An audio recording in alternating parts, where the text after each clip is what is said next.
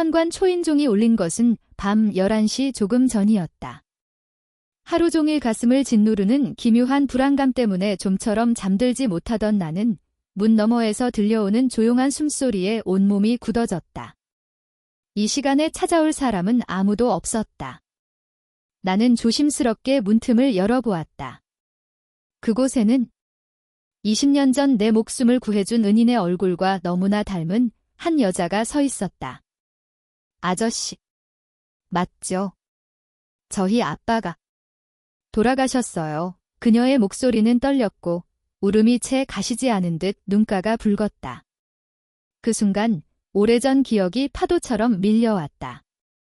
20해 전 나는 죽을 뻔한 사고에서 한 남자의 희생 덕분에 겨우 살아남았다. 병원 침대 위에서 깨어났을 때 그는 이미 세상을 떠난 뒤였다. 그리고 나는 그 뒤로 그의 가족을 단 한 번도 찾지 못한 채 평생을 죄책감 속에서 살아왔다. 그런데 지금 그 남자의 딸이 내 문 앞에서 떨리는 손으로 나를 붙잡고 있었다. 이 시간에 왜 여기까지? 나는 최대한 차분하게 물었지만 목소리가 떨리는 걸 감추지 못했다. 아빠 물건들을 정리하다가 편지가 나왔어요. 주소도, 이름도 다 적혀 있었어요.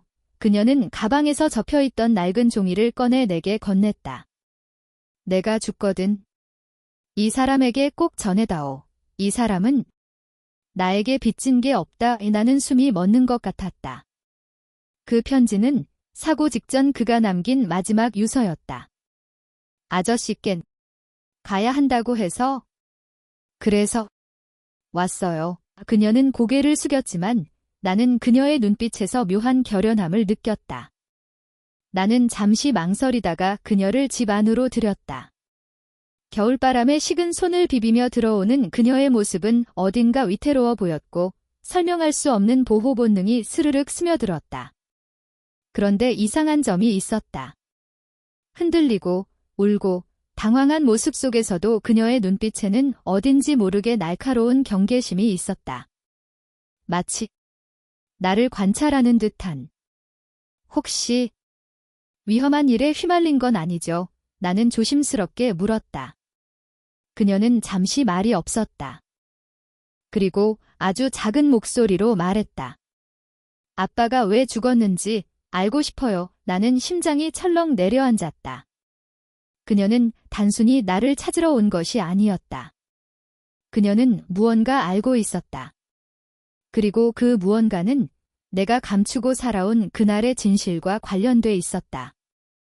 아저씨, 그녀의 시선이 내 얼굴에 고정됐다. 아빠 사고. 정말 단순한 사고였나요?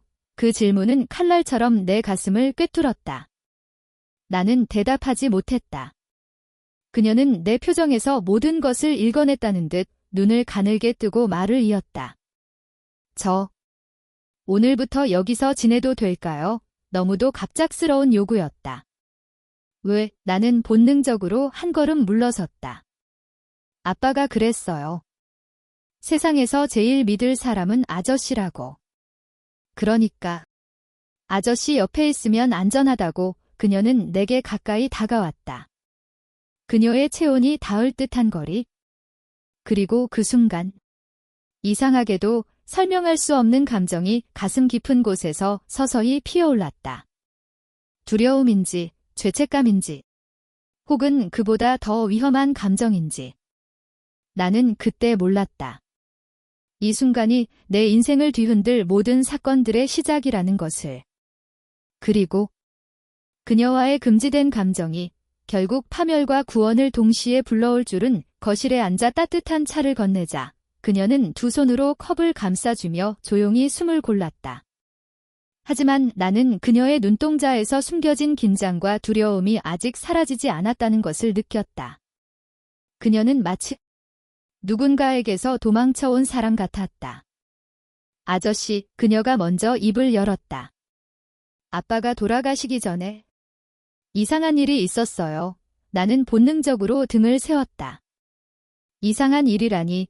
그녀는 고개를 숙이고 손가락으로 컵 가장자리를 천천히 돌렸다. 마치 말을 꺼내기 전에 마음을 정리하는 듯한 움직임이었다. 누군가 우리 집 앞에 서 있었어요. 며칠 동안 그녀의 목소리는 작았지만 떨림이 분명히 느껴졌다. 아빠가 돌아가셨던 날도 같은 남자가 있었어요. 나는 숨을 멈춘 채 그녀를 바라봤다. 그날 사고. 아니, 그 사고 같은 죽음을 떠올리자 식은땀이 등에 맺혔다. 그녀는 계속 말했다. 아빠가 저한테 그러셨어요. 혹시 무슨 일 생기면 이 주소로 가라. 그 사람이 널 지켜줄 거다라고 내 이름이 적힌 유서. 그녀를 나에게 보내는 마지막 문장. 모든 것이 마치 처음부터 계획된 듯한 기분이 들었다. 그래서 온 거예요. 그녀는 잔잔하게 웃었지만 그 속에는 깊은 상처가 있었다.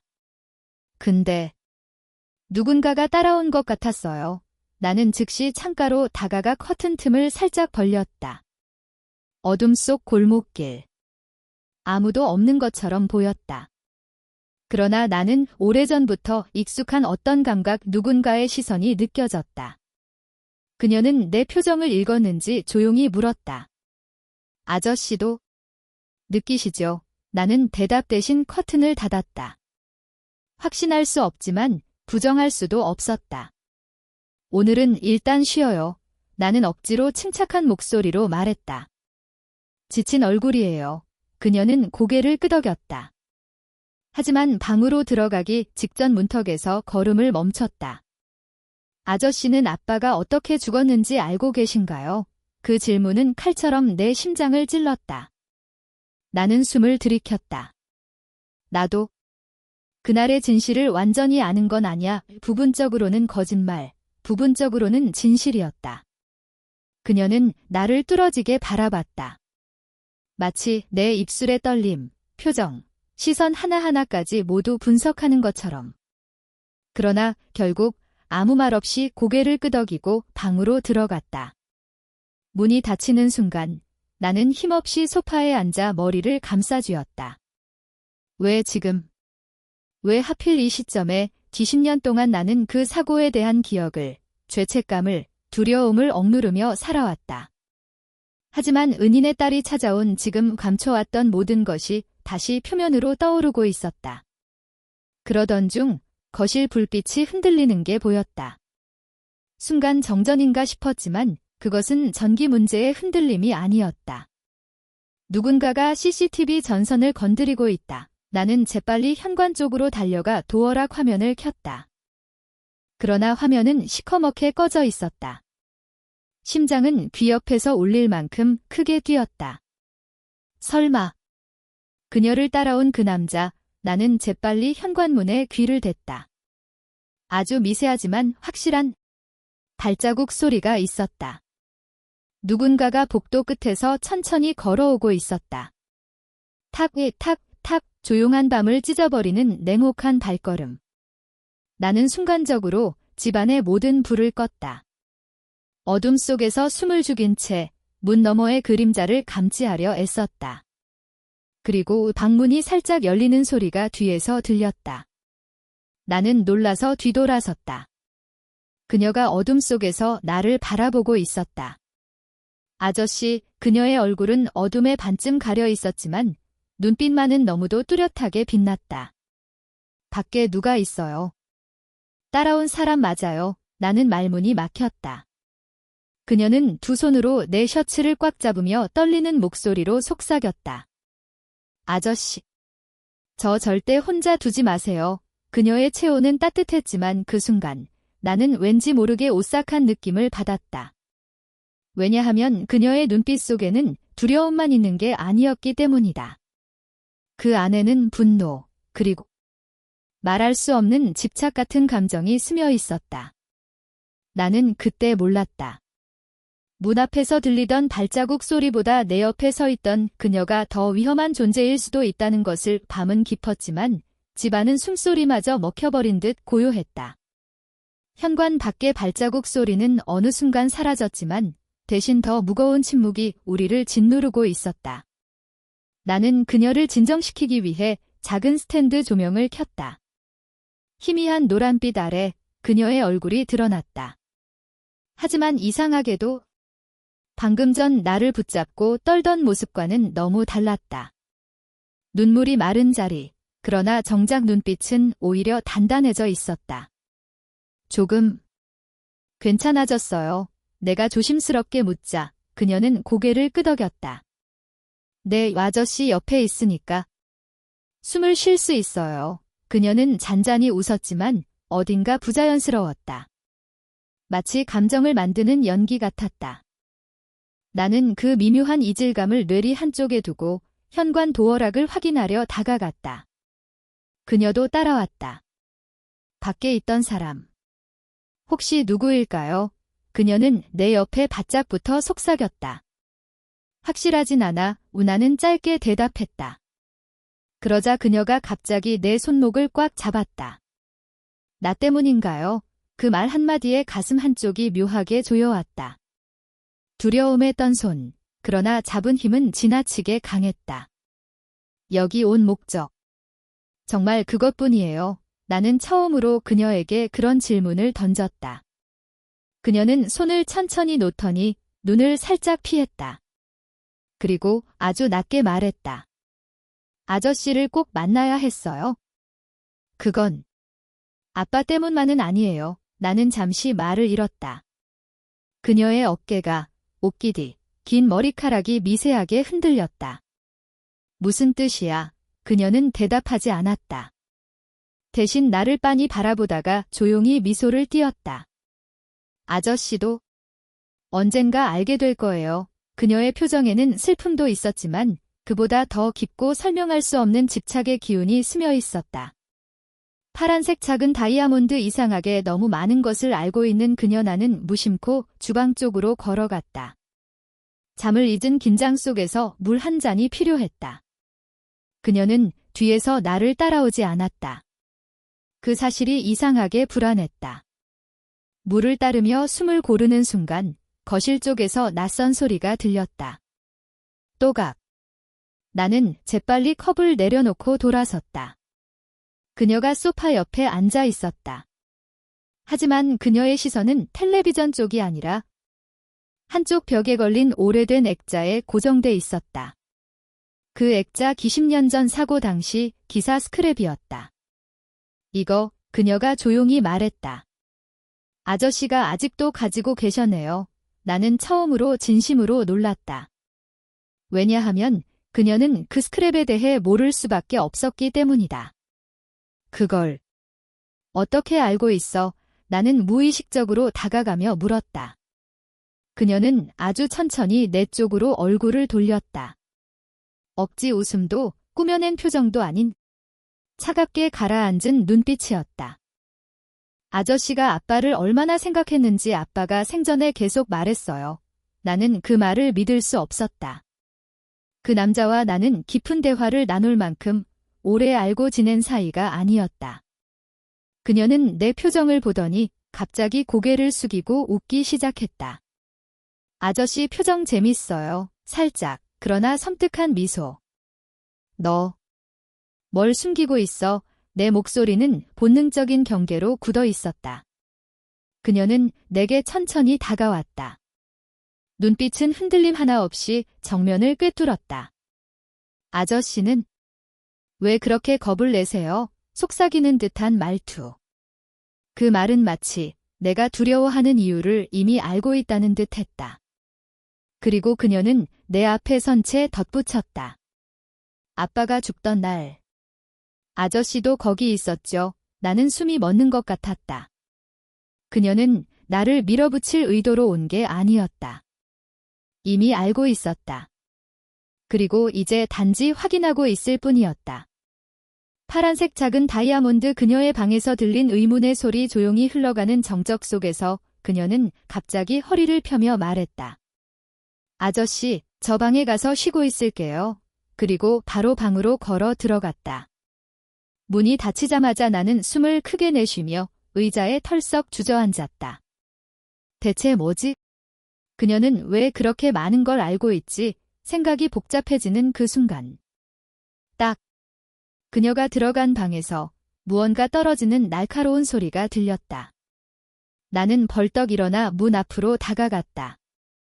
문 아래 틈 사이로 희미한 빛이 새어나왔다.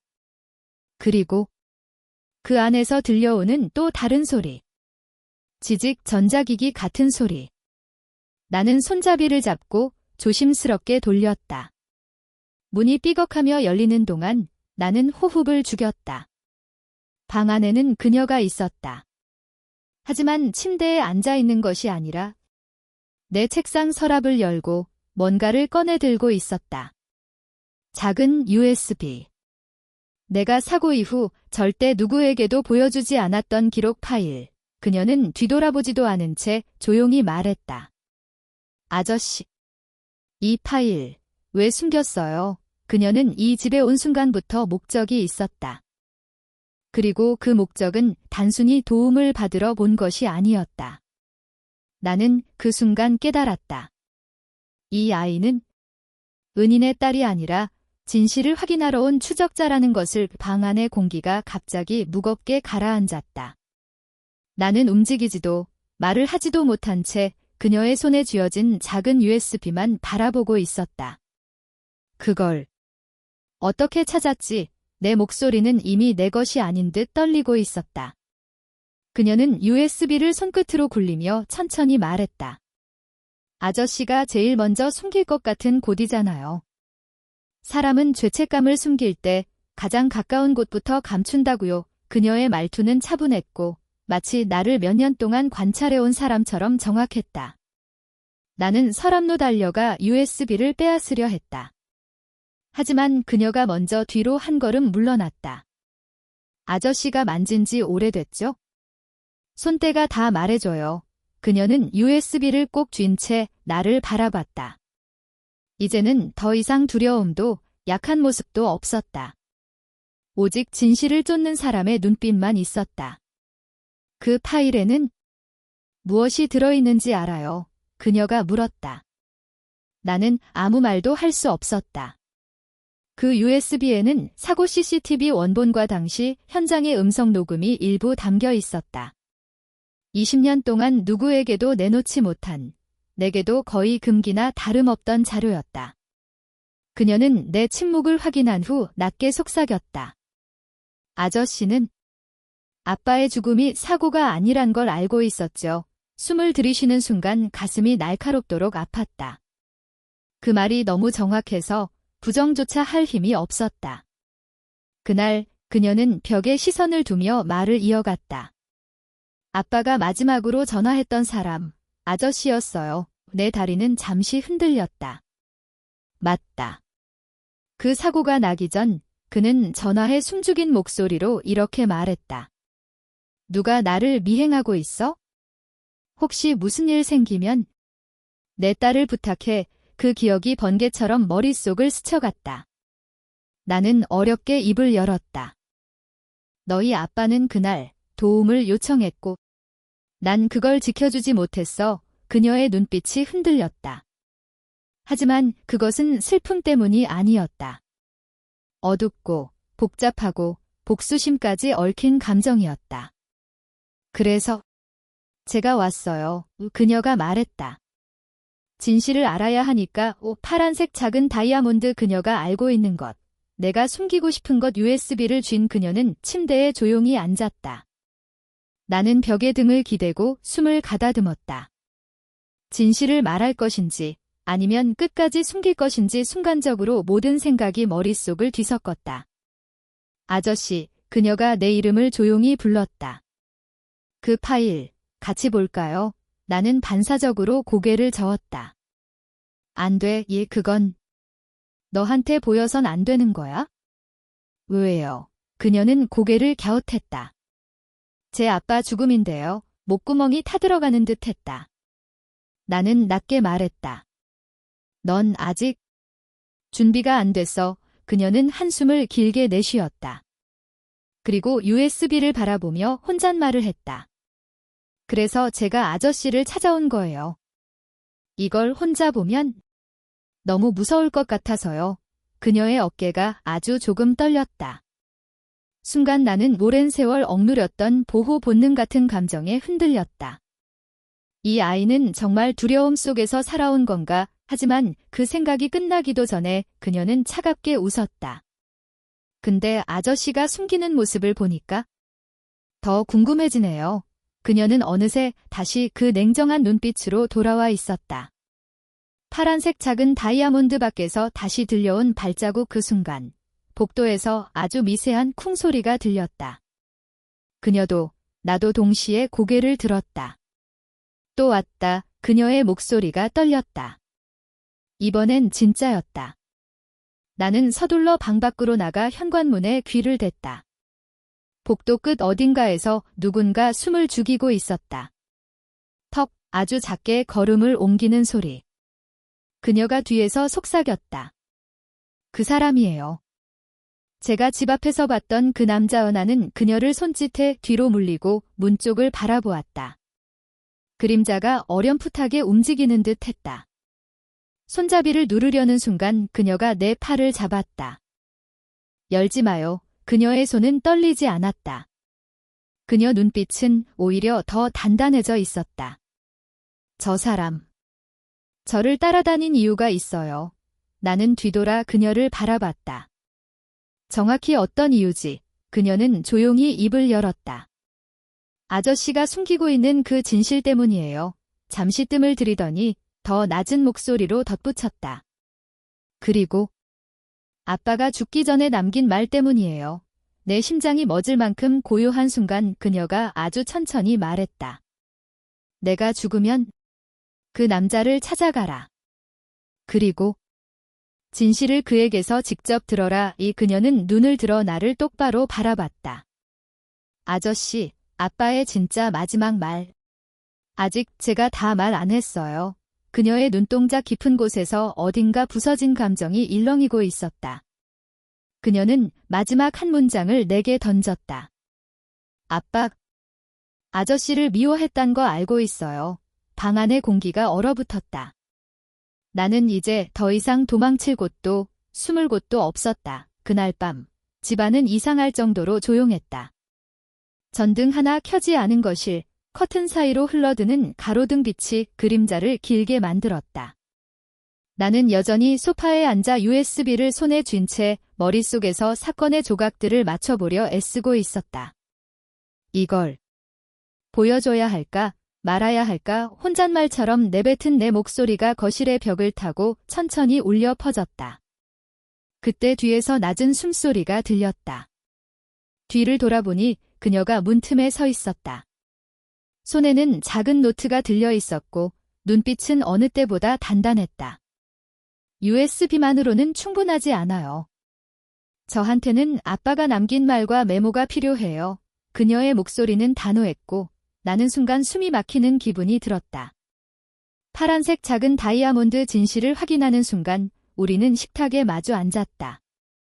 나는 USB를 조심스럽게 그녀 앞에 내밀었다. 그녀는 손끝으로 살짝 만져본 후 고개를 끄덕였다. 좋아요. 함께 봐요. 아저씨가 숨기고 싶은 그 진실을 컴퓨터를 켜고 USB를 연결했다. 파일이 열리자 화면에는 사고 당시 CCTV 영상이 나타났다. 화면 속 아버지는 평소와 달리 초조하고 뭔가를 감추듯 서둘러 움직였다. 그리고 그 순간 한 남자가 그림자처럼 나타났다. 그녀가 낮게 숨을 쉬었다. 그 사람. 아저씨가 예전부터 경계했던 사람 맞아요. 영상 속 상황과 내가 과거에 알고 있던 정보가 겹쳐지면서 나는 몸을 떨었다. 그래. 이걸 너에게 보여줘야 했구나. 그녀는 영상을 멈추고 나를 똑바로 바라보며 말했다. 이제 이해했어요. 아저씨가 왜 아빠의 마지막 말도 지키려 했는지 나는 아무 말도 하지 못했다. 그저 고개를 끄덕일 뿐이었다. 사실 내 마음속에는 죄책감과 동시에 오랜 시간 억눌러온 감정이 뒤엉켜 있었다. 파란색 작은 다이아몬드 폭풍전의 고요. 그녀는 노트를 펼쳤다. 12년 전 아버지가 남긴 손글씨가 적혀 있었다. 내가 죽으면 준호를 잘 부탁한다. 그 사람을 믿어라. 그리고 진실을 직접 확인해라. 은하는 손을 떨며 노트를 잡았다. 그 글귀가 이렇게 마음을 강하게 흔들 줄은 몰랐다. 그녀의 눈에는 눈물이 고였지만 한편으로는 결심이 선 듯 흔들림이 없었다. 아저씨, 이제 어떻게 할 거예요? 그녀가 물었다. 진실을 말할 거예요. 아빠를 위해서도, 그리고 우리를 위해서도. 나는 USB와 노트를 들고 마치 운명을 받아들이는 듯 한숨을 내쉬었다. 그 순간 복도에서 아주 미세하게 또 다른 발자국 소리가 들렸다. 이번에는 분명히 누군가 집 안에 있었다. 그녀가 손을 내밀어 나를 멈추게 했다. 조용히, 아저씨. 지금은 준비가 돼 있어야 해요. 그녀의 말처럼 우리는 숨죽이며 기다렸다. 그 발자국 소리는 곧 사라졌지만 긴장감은 남았다. 그 누구도 모르는 우리가 직접 마주해야 할 진실이 눈앞에 있었다. 파란색 작은 다이아몬드 서로를 지키는 약속. 그녀가 내 손을 잡았다. 아저씨, 두려워하지 마요. 저는 아저씨 옆에 있을 거예요. 진실을 마주할 때까지. 그 손길에서 나는 오랜만에 안정감을 느꼈다. 이제 혼자가 아니라는 사실, 그리고 함께라면 어떤 폭풍도 견딜 수 있다는 믿음. 나는 그녀의 손을 꼭 잡으며 말했다. 그래. 함께하자. 진실이 무엇이든 나는 널 지킬 거야. 그녀는 살짝 웃었다. 그럼 이제 시작이네요. 그 밤, 우리는 진실을 향한 첫발을 내딛었다. 그리고 그 과정에서 서로를 지킬 것임을 조용히 약속했다. 밤이 깊어가면서 집안은 다시 조용해졌다. 하지만 이제는 이전의 고요함과 달랐다. 긴장과 두려움이 아닌 결심과 신뢰가 깃든 고요였다. 그날 이후 집안의 공기는 묘하게 긴장감으로 가득 찼다. 낯선 발자국 소리와 CCTV 속 그림자가 남긴 불안감은 우리의 마음 깊숙이 스며들어 있었다. 지은이는 조심스레 나를 바라보며 말했죠. 아저씨, 이젠 모든 걸 준비해야 해요. 진실이 언제 어디서 나타날지 몰라요. 나는 고개를 끄덕였다. 맞아. 하지만 우리는 함께야. 두렵지 않아. 그녀의 손을 잡는 순간 나는 과거와 현재가 뒤엉킨 느낌을 받았다. 어린 시절 그녀를 처음 만났을 때의 기억, 그때의 순수한 눈빛이 머릿속에서 스쳐갔다. 그때부터 지금까지 나는 그녀를 단순히 아버지의 딸로만 보지 않았다. 이제야 비로소 그 감정이 사랑이라는 이름임을 인정해야 했다. 파란색 작은 다이아몬드 첫 번째 시험 외부의 위협. 그날 밤 전화기가 울렸다. 디스플레이에 낯선 번호가 떴다. 나는 직감적으로 알았다. 진실이 움직이기 시작했구나. 지은이가 핸드폰을 쳐다보며 물었다. 누구예요? 나는 잠시 망설이다 전화를 받았다. 황필구입니다. 저편의 목소리는 낮고 냉정했다. USB와 노트, 지금 당장 넘겨라. 안 그러면 너희 모두 위험해질 거다. 지은이가 움찔했다. 아저씨. 이게 진짜예요. 나는 숨을 깊게 들이마시고 대답했다. 그래, 현실이야. 하지만 우린 포기하지 않아.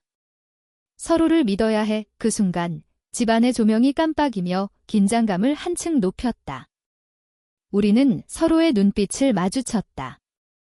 두려움 속에서도 단단한 결심이 엿보였다. 파란색 작은 다이아몬드 함께하는 전략. 다음 날 우리는 집안에서 작전을 세웠다. USB와 노트는 안전한 곳에 숨기고 외부의 위협에 대비하기 위해 CCTV와 잠금 장치를 점검했다. 지은이는 재택근무를 이용해 정보를 수집했고 나는 과거 아버지와 관련된 모든 자료를 정리했다. 아저씨, 우리 둘만의 팀이에요. 그녀가 나를 보며 말했다. 그 말에 마음이 놓였다. 이제 두 사람은 단순한 연인이 아니라 서로를 지키는 파트너였다. 그날 저녁, 우리는 거실에 앉아 계획을 점검하며 조용히 대화했다.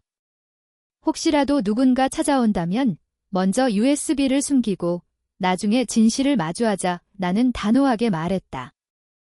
지은이는 고개를 끄덕이며 말했다. 알아요, 아저씨. 하지만 아저씨, 저를 믿으세요. 나도 아저씨를 믿어요. 그 말에 나는 마음속 깊이 안도했다. 진정한 신뢰가 형성되는 순간이었다. 파란색 작은 다이아몬드 예상치 못한 접근자 며칠 후 문득 창밖을 바라보던 지은이가 속삭였다. 아저씨, 누가 밖에 있어요? 나는 급히 창문을 살폈다. 어둠 속에서 남자의 실루엣이 서 있었다. 숨이 멎는 순간 지은이가 내 팔을 잡았다. 움직이지 마요. 조심해야 해요. 심장이 터질 듯 뛰었다. 그 실루엣은 점점 다가오고 있었다. 하지만 우리는 당황하지 않고 서로를 지켰다. 서로의 손을 꼭 잡으며 침착하게 행동했다. 그 순간 나는 깨달았다. 진정한 사랑은 달콤한 순간만으로 완성되는 것이 아니라 함께 위협을 마주하며 성장하는 것이라는 사실을. 파란색 작은 다이아몬드 감정의 폭풍과 혼란 그날 밤. 사건이 끝난 후 침실에서 지은이가 나를 바라보며 말했다. 아저씨, 오늘 정말 무서웠어요. 나는 그녀를 안으며 대답했다. 나도. 하지만 우린 함께였잖아. 그녀의 얼굴은 긴장으로 창백했지만 눈빛에는 단호함이 있었다. 아저씨, 아저씨와 함께라면 어떤 위험도 견딜 수 있어요. 그 말에 나는 마음속 깊이 울컥했다. 우리는 서로에게 단순한 사랑 이상의 존재가 되었음을 느꼈다. 금지된 감정이지만 이제는 서로를 지키기 위한 책임이 되어 있었다. 파란색 작은 다이아몬드 결심 그날 밤 나는 결심했다. 지은이가 아버지 없이 성장한 고통과 내가 과거에 느낀 외로움, 그리고 이제 마주한 위험까지. 모든 것이 합쳐져 우리를 시험하고 있었다. 하지만 나는 이제 알았다. 그녀를 지키는 것이 곧 나의 삶의 목표임을. 그리고 그녀도 같은 마음임을. 서로의 손을 꼭 잡고 우리는 긴 밤을 함께 견뎌냈다. 외부의 위협은 여전히 남아 있었지만 우리의 마음속 불안은 조금씩 사그라들었다. 이제 우리는 더 이상 혼자가 아니었다. 서로를 지키고 서로를 믿는 두 사람. 금지된 사랑은 위험 속에서 더욱 단단해지고 있었다. 밤새도록 불안이 가시지 않았다. 지은이는 내 팔에 기대 잠들었지만 나는 눈을 감을 수가 없었다. 밖에서 들리던 낯선 발자국 소리, 창문 너머로 비치는 그림자, 그리고 황필구의 협박 전화까지. 모든 위험이 한꺼번에 밀려오는 느낌이었다. 하지만 이상하게도 지은이가 안겨있는 이 순간만큼은 어떤 위협도 두렵지 않았다. 지켜야 한다. 그 단순한 생각이 내 마음 깊숙이 자리 잡았다. 파란색 작은 다이아몬드 새벽, 문을 두드리는 소리 해가 뜨기도 전, 쿵쿵 무겁고 절박한 노크 소리가 집안을 흔들었다. 지은이는 깜짝 놀라 눈을 떴다. 아저씨. 누구죠? 나는 손짓으로 조용히 하라는 신호를 보내고 현관으로 다가갔다. 문틈으로 보이는 실루엣. 한 남자였다. 하지만 어젯밤에 보였던 그림자와는 달랐다. 누구십니까? 내 목소리는 긴장으로 떨렸다. 그 순간 남자의 낮은 목소리가 들렸다. 지은 아가씨 아시죠? 순간 심장이 철렁 내려앉았다. 지은의 이름을 아는 사람이라면 쥐혐일 가능성이 높았다. 나는 문을 열지 않은 채 물었다. 무슨 용건입니까? 아가씨 아버지의 친구였습니다. 드릴 말씀이 있습니다. 그 말에 온몸이 굳어졌다. 지은의 아버지와 연관된 사람. 지금 이 시점에서 나타났다는 건 평범한 이유일 리가 없었다. 파란색 작은 다이아몬드 진실을 들고 나타난 남자 잠시 고민 끝에 나는 문을 아주 조금만 열고 경계하며 말했다. 증거를 보여주세요. 남자는 흔들리는 손으로 낡은 서류 봉투를 내밀었다. 그분이 돌아가시기 전 저에게 맡겼습니다. 만약 딸이 위험에 처하면 전해달라고 지은이가 뒤에서 숨을 삼켰다. 나는 봉투를 받아들고 조심스럽게 안으로 들였다. 서류 봉투 안에는 한 장의 USB, 몇 장의 문서, 그리고 오래된 편지 한 통이 있었다. 지은이는 떨리는 손으로 편지를 펼쳤다. 아버지의 필체였다. 지은아. 내가 이 편지를 읽는다면 나는 이미 너의 곁에 없겠구나. 널 위험에서 지키지 못해 미안하다. 하지만 너를 맡길 수 있는 단 한 사람이 있다. 내가 가장 믿었던 사람. 내 어린 시절을 누구보다 소중히 여긴 사람. 너를 지킬 마지막 사람. 그가 너를 지켜줄 것이다. 지은의 눈에서 뜨거운 눈물이 흘렀다. 그녀는 천천히 나를 바라보았다. 아저씨. 아빠가 말한 사람. 혹시 나는 아무 말도 할 수 없었다. 하지만 마음속 깊이 느꼈다. 그녀의 아버지는 이미 오래전부터 내 마음을 알고 있었던 것이다. 파란색 작은 다이아몬드 운명을 뒤바꾼 USB의 내용. USB를 컴퓨터에 꽂자 화면에는 숫자표, 거래 기록, 통화 내역. 황필구의 범죄를 증명하는 자료가 마치 퍼즐처럼 정리되어 있었다. 지은은 이를 바라보며 속삭였다. 아빠, 모든 걸 알고 계셨던 거야. 나는 조용히 대답했다. 그래. 너를 지키기 위해 마지막까지 움직이신 거야. 자료는 완벽했다. 경찰에 넘기기만 하면 황필구는 끝이었다.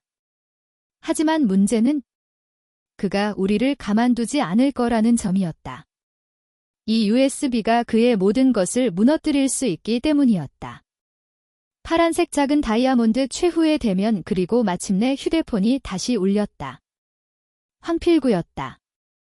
너희 자료를 손에 넣었구나. 그의 목소리는 더 이상 협박이 아니었다. 절박함이었다. 지은 아가씨, 그리고 너 둘 다 위험해질 거다. 자료를 넘겨라. 이나는 단호히 말했다. 우리는 협박에 굴복하지 않아. 그 순간 황필구는 처음으로 침묵했다. 그리고 낮은 목소리로 말했다. 그 남자. 너 이미 감정에 휘둘렸군. 그 말에 나는 웃음이 나왔다. 그래. 그녀는 이제 내 책임이야. 전화를 끊고 나는 지은의 손을 잡았다. 그녀의 손은 떨리고 있었지만 눈빛은 강했다. 아저씨. 저희 이제 어떻게 해야 해요? 나는 답했다. 이제 끝을 봐야지. 파란색 작은 다이아몬드 사랑의 선택. 우리는 경찰서로 향했다. USB와 편지, 증거 자료들을 들고. 그 길은 짧았지만 마치 몇 년처럼 길고 무거웠다. 지은은 내 옆에서 조용히 말했다. 아저씨. 이게 끝나면 우리 정말 괜찮아질까요? 나는 그녀의 손을 꼭 잡으며 대답했다. 그래. 위험도, 과거도, 모든 비밀도 이제 끝낼 거야. 그리고 그 후에 우리가 선택할 길을 걸어가면 돼. 지은은 미소를 지으며 말했다. 저는 이미 선택했어요. 아저씨랑 같이 있는 길. 그 순간, 그 어떤 협박도, 그 어떤 위험도 우리 사이를 흔들 수 없다는 걸 알았다. 우리는 마침내 금지된 사랑을 선택으로 바꾸고 있었다.